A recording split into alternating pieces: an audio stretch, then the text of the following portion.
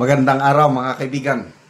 Ito na ang part 3 sa video ni Saldico sa kanyang official Facebook page mismo. Sabi niya, narito na po ang huling bahagi ng aking paliwanag. Muli, sana po ay maintindihan ninyo mga kababayan kung bakit ako hindi bumabalik ng bansa.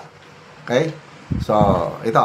Tingnan natin. Bongbong Marcos at Speaker Martin Romualdez mag-insert o magpasok ng 100 billion worth of projects sa BICAM.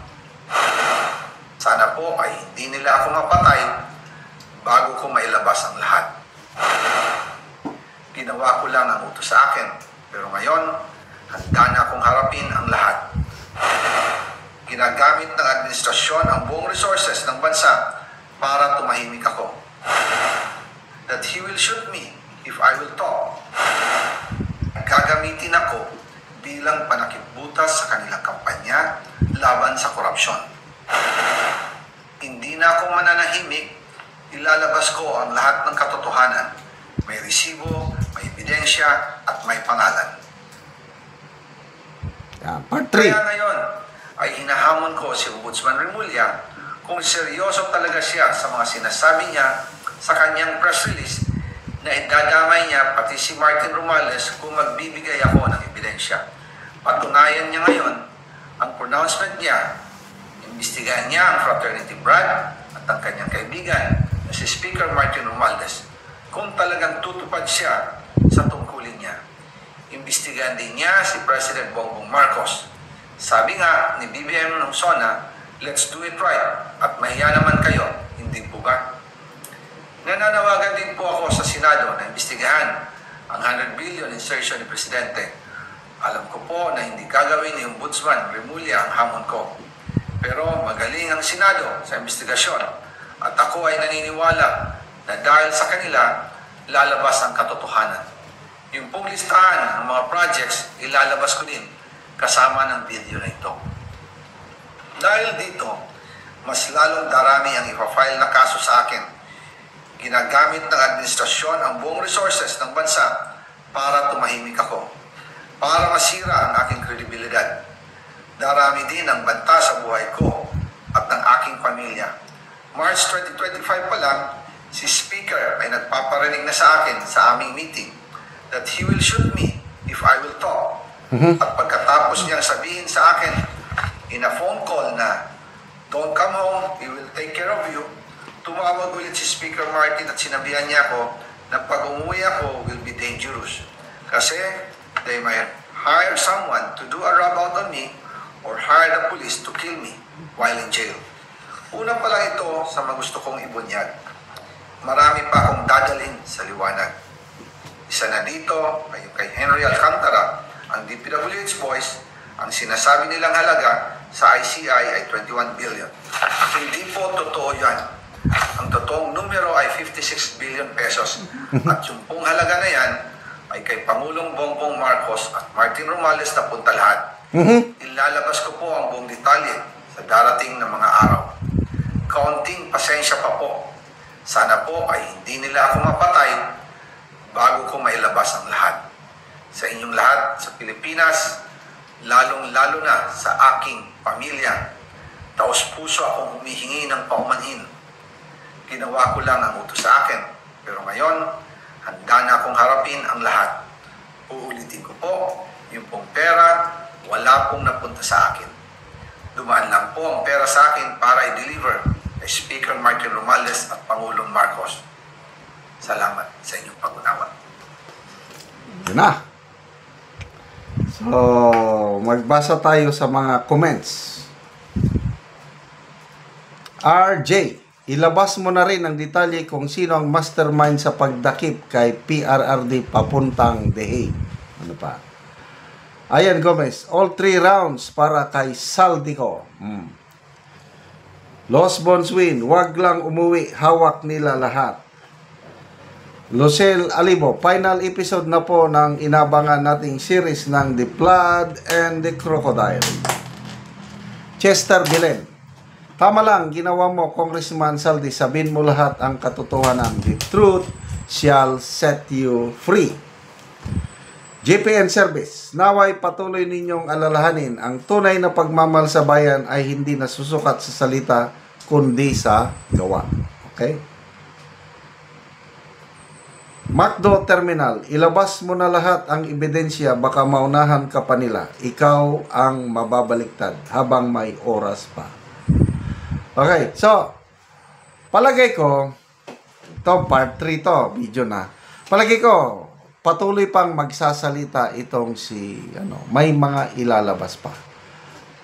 Ano lang ito? Episode 1. Part 1, 2, and 3. May episode pa. So, yun na nga. Ang bagong revelasyon niya dito is yung pananakot sa kanya ni Martin Romualdez. Na gugurgurin siya pag magsasalita. So, ngayon, na nagsalita na siya, ako naniniwala ko na mas lalong delikado ang buhay niya. At yung hamon niya kay kay Boying Rimulya, hinahamon, imbestigahan. Kailan sinabi niya, wala akong tiwala.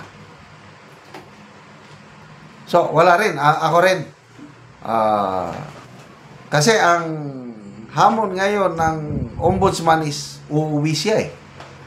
At nag-promise pa na proteksyonan si Saldico. But to me, it's a trap. Yung sinasabi na dapat mag-take out siya, panumpaan niya ang salaysay niya.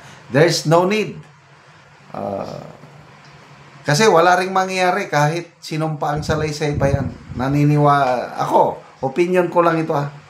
Tama na itong pagsasalita lang ni Saldico, labanan ngayon, public opinion, court of public opinion.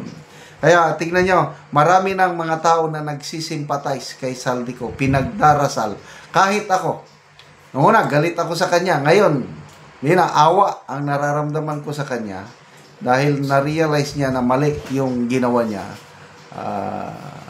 Yung sinasabi niya na dumaan lang ang pera sa kanya, siguro, totoo. Kailang, I believe, marami rin siyang nakulimbat. Hindi siya santo. May mga nakuha rin siya. But to me, he is one of the least guilty.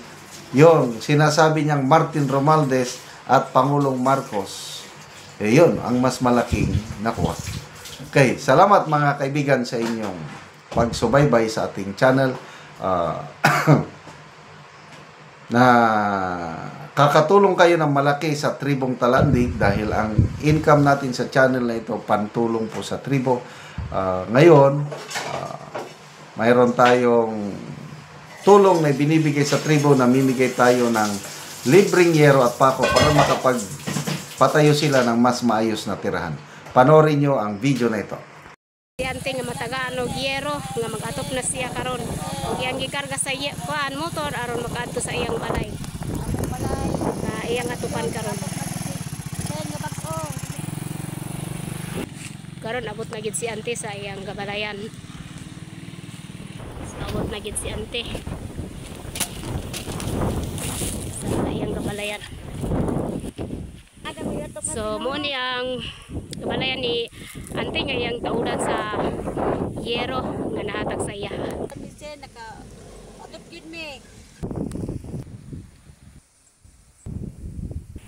Nagprobong ata. Wala gid dili.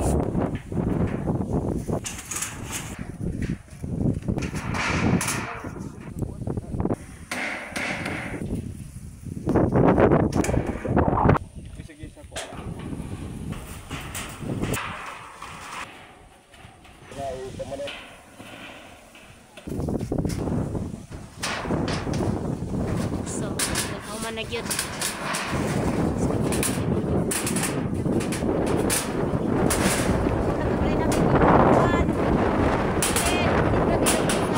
So, nindot na gyud kayo kayo manaog. So, nakikita mo ayo.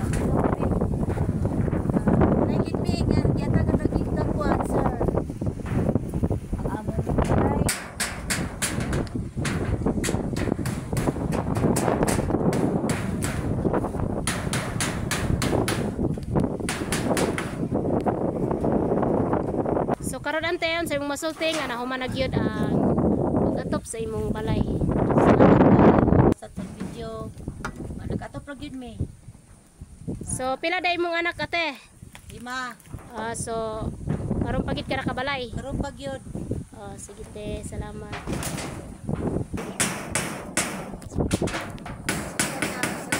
Salamat gyud nga naka-atop ni kuan sin, nakabalay gyud ko. Karon pa gyud ko kabalay ani. Salamat sa Ginoo. Sige te, salamat po.